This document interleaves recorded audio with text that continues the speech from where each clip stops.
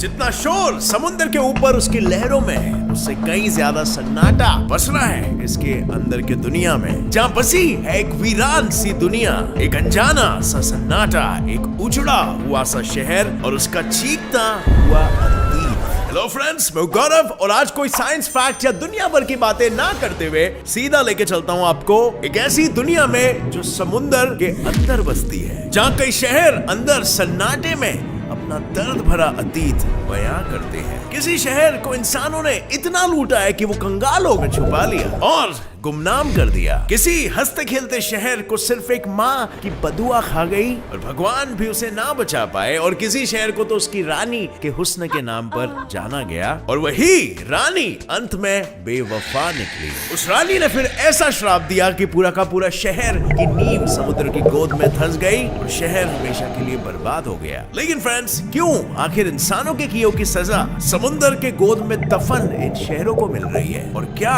है इनके डूबने की असली वजह? इन सभी का जवाब मिलेगा आपको आज के इस वीडियो में, जिसका टाइटल है 5 sunken cities in the world। Number 1, हुस्न का जहर लेके डूबा, ऑक्टेवियन। अब फ्रेंड्स जरा गौर से देखिए, सालों से समुद्र की गोद में हजारों रहस्यों को समेटे हुए इस शहर को, ये वो शहर है जिसका नाम यहाँ की अय्याश महारानी क्लियोपैट्रा के नाम से रखा गया। क्लियोपैट्रा अलेक्जेंड्रिया सिटी, और ये पूरा का पूरा शहर सिर्फ उस रानी के सत्ते के पीछे के पागलपन और नशे की वजह से पूरी तरीके से तहस महस हो गया। उस महारानी के अय्याशी के चर्चे बिल्कुल ही आम थे और उसने अपने प्यार और हुस्न के जाल में फंसाकर बड़े बड़े ताकतवर योद्धाओं को जहरीली मौत दी। बस इसीलिए मरने के बाद भी इस डूबे हुए शहर का नाम भी वही रखा। उसे सत्ते का नशा ऐसा था कि वो कई सारे देवी देवताओं की पूजा करती थी, जिससे उसको लगता था वो पावर गेन कर सके। वो ऐसी थी कि उसकी बस एक नजर से वो किसी को भी अपने वश में कर सकती थी। लेकिन महारानी के मरने के बाद, यानी कि आज से लगभग 1600 साल पहले, कुछ ऐसा हुआ कि ये शहर समुद्र में दफन हो गया। और 1998 में जब इसे कुछ साइंटिस्टों ने समुद्र से खोज कर निकाला, तो यहाँ से कुछ ऐसी चीज मिली जिसे देखकर ये अंदाजा लगाया जा सकता था कि ये शहर बहुत ही खूबसूरत था। यहाँ के लोग मॉडर्न डिजाइन के कपड़े पहना करते थे और यहाँ की टेक्नोलॉजी भी काफी आधुनिक थी। यहाँ पर सिर्फ औरतें ही नहीं बल्कि आदमी भी अपने यूनिक फैशन सेंस और इवन हेयर स्टाइल्स के लिए फेमस हुआ करते थे। और इनफैक्ट यहीं से ही क्वीन क्लियोपैट्रा की एक विशाल सी मूर्ति और कई सारे रत्न भी बरामद हुए। इंफ्रास्ट्रक्चर की बात की जाए तो इन लोगों के घर भी पक्के हुआ करते थे और सड़कें भी काफी अच्छी हुआ करती थी। सो अब फ्रेंड्स चलिए बात करते हैं इसकी बर्बादी की। इतना आधुनिक सिविलाइजेशन आखिर बर्बाद कैसे हुआ? इसके समुद्र के डूबने के पीछे एक बहुत ही रहस्यमय कहानी है। कहा जाता है जब वहाँ के आखिरी राजा को क्लियोपैट्रा के ये हुस्न के जाल में फंसाकर मार डालने की स्ट्रेटेजी समझ में आने लगी, तो उसने क्लियोपैट्रा को उम्र कैद की सजा सुना दी। लेकिन राजा का ये फैसला ऑब्वियसली क्लियोपैट्रा को ज्यादा पसंद नहीं आया और उसने कैद में जाने से बेहतर खुद को एक जहरीले सांप से कटवा कर तड़प तड़प कर मार डालना ही सही समझा। और कहानियों के हिसाब से मरते मरते तड़पते वक्त उसने इस राजा को एक श्राप दिया, इसका सर्वनाश बहुत ही जल्दी हो जाएगा। लेकिन ऑफ कोर्स ये तो कहानियां हैं, बट साइंटिस्टों के अनुसार यहाँ पर सुनामीज और अर्थक्वेक्स की वजह से यहाँ का जल स्तर बढ़ने लग गया और ये शहर फिर एक दिन पूरी तरीके से समुद्र में समा गया, जिससे आज की सदी में भी कुछ आइलैंडों के साथ हो रहा है। लेकिन आज भी आपको उसी समुद्र में क्लियोपैट्रा की मूर्तियों के साथ कई सारी वैल्यूएबल चीजें देखने को मिल सकती है। अब फ्रेंड्स आगे बढ़ने से पहले हम बात करते हैं 1x बुकमेकर एप्लीकेशन की। यहाँ पर लाइव स्पोर्ट्स, ई स्पोर्ट्स और भी बहुत सारी चीजें हैं जहाँ पर आप अपना लक आजमा सकते हो। यहाँ पर एक बहुत ही अच्छा ऑप्शन भी है जिसे कहते हैं नो रिस्क प्रेडिक्शन, जिसमें अगर आप $10 से ऊपर का प्रेडिक्शन करते हो, अगर आप जीतोगे तो उसके ऊपर का पैसा तो आपको मिलेगा ही, और अगर हार भी जाते हो तो $10 का रिफंड आपको मिल जाएगा। और इसमें जीते हुए पैसे विड्रॉ करना भी बहुत आसान है, आप उसे किसी भी तरीके से विड्रॉ कर सकते हो। अगर आप मेरा प्रोमो कोड यूज करोगे तो आपको अच्छा खासा बोनस मिल जाएगा, जिसे फिर आप प्रेडिक्शन के लिए यूज कर सकते हो। So link is in the description, go register now. Number 2, माँ के श्राप ने समुद्र में ढकेला। अब फ्रेंड्स अगर मैं आपसे कहूँ कि माँ की दर्द भरी चीख और बदुआ ने एक पूरा का पूरा शहर ही बर्बाद कर दिया, तो क्या आप मेरी बात पे यकीन करोगे? आई एम श्योर आप यकीन नहीं करोगे, लेकिन ऐसा हुआ था। आज अरब महासागर में ये शहर द्वारिका के साथ। जैसे आपको पता होगा, इस शहर के राजा खुद भगवान श्री कृष्ण थे और वो भी इस शहर को डूबने से नहीं बचा पाए। इसकी ऊंची ऊंची दीवारों के बीच में कई सारे दरवाजे हैं और इसी की वजह से इसका नाम द्वारिका पड़ा है। और आज भी आपको अरब सागर के नीचे ये द्वारिका शहर देखने मिल जाएगा। कहा जाता है कि आज से कुछ 9000 साल पहले ये नगरी यादवों का एक शहर हुआ करता था, लेकिन भगवान कृष्ण की सिर्फ एक चालाकी की सजा उनके पूरे वंश को लेकर डूबी। कुछ किताबों में यह लिखा हुआ है कि महाभारत के युद्ध के दौरान भगवान कृष्ण ने छल से दुर्योधन के अंग को ढकवा दिया था, जिसकी वजह से उसकी मां गंधारी उसका पूरा शरीर नहीं देख पाई थी और उसका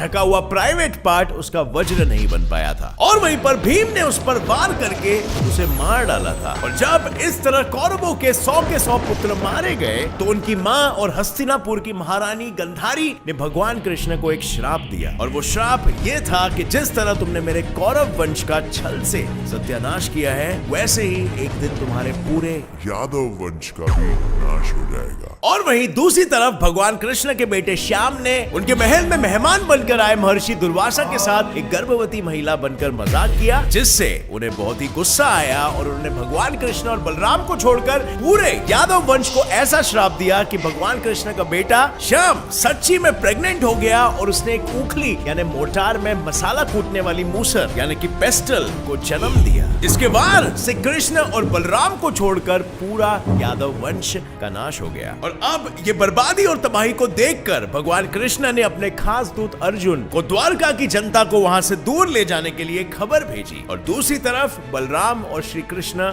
निकल गए अपने वैकुंठ धाम के सफर पर। और जैसे ही अर्जुन ने द्वारका को खाली कराया, वैसे ही ये पूरी नगरी समुद्र में विलीन हो गई। नंबर 3, दूसरी दुनिया का राजी। अब फ्रेंड्स, क्या कभी आपने दूसरे दुनिया के लोगों को धरती पर घर बसा के रहते हुए देखा है? मैंने तो नहीं देखा है, लेकिन ग्रीस के समुद्र में कुछ ऐसी चीजें मिली गई है जिसे देखकर हर कोई हैरान हो गया।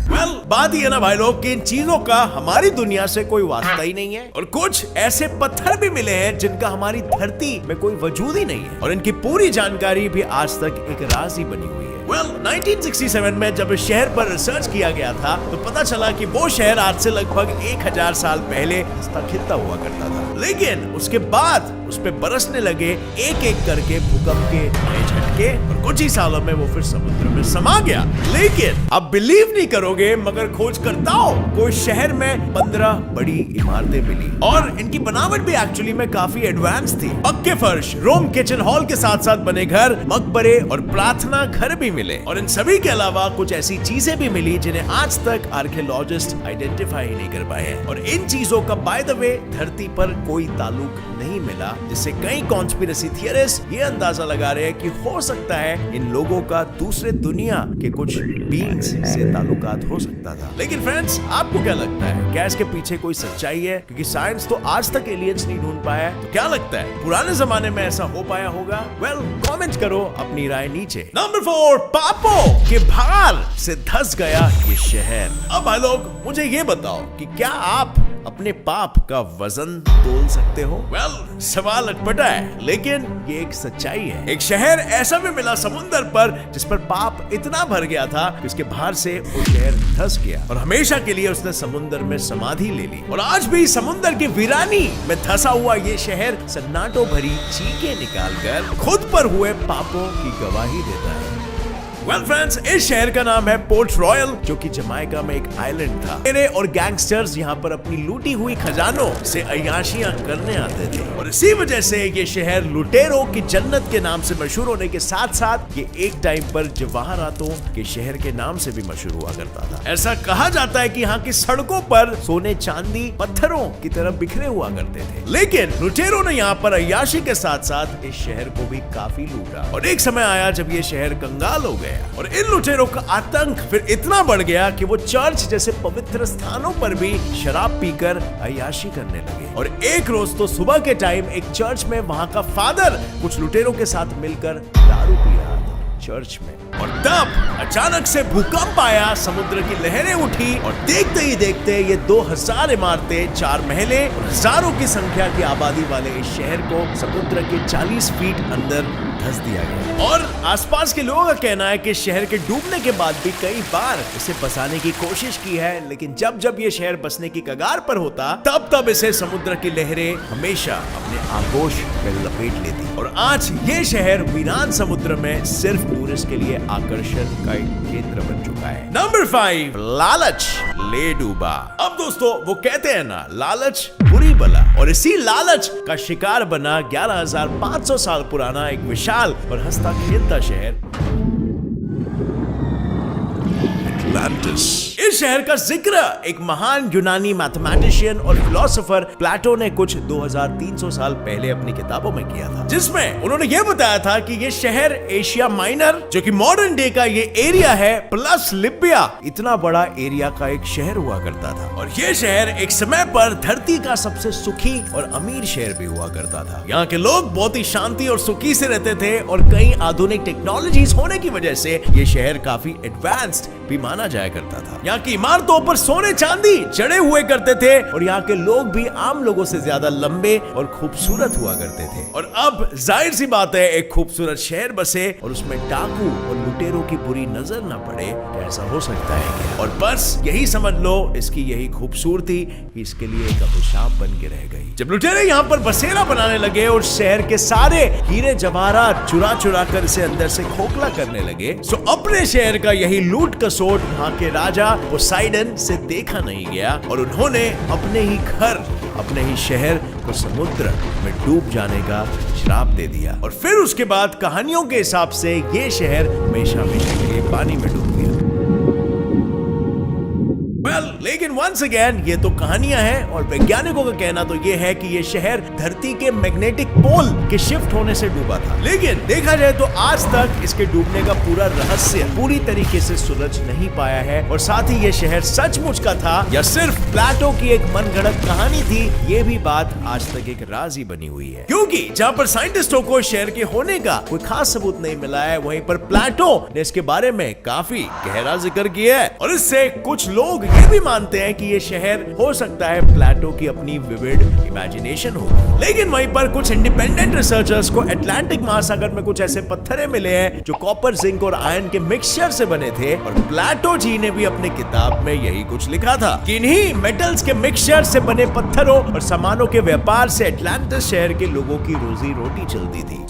अब बारी आपकी है फ्रेंड्स, मुझे ये बताने की कि आपको क्या लगता है। क्या आपको लगता है अटलांटिस शहर वाकई में एग्जिस्ट करता था या फिर ये एक इमेजिनेशन है? अपनी राय नीचे हमारे साथ बिल्कुल शेयर करना कमेंट्स में। और अगर ये वीडियो आपको पसंद आया तो एक लाइक जरूर ठोकना। अगर नए हो इस चैनल पर तो अभी सब्सक्राइब बटन दबा दो और बेल नोटिफिकेशन ऑन कर लो ताकि आगे आने वाली हमारी कोई भी वीडियो की अपडेट आप मिस ना कर सको। As always stay curious, keep learning and keep growing. जय हिंद।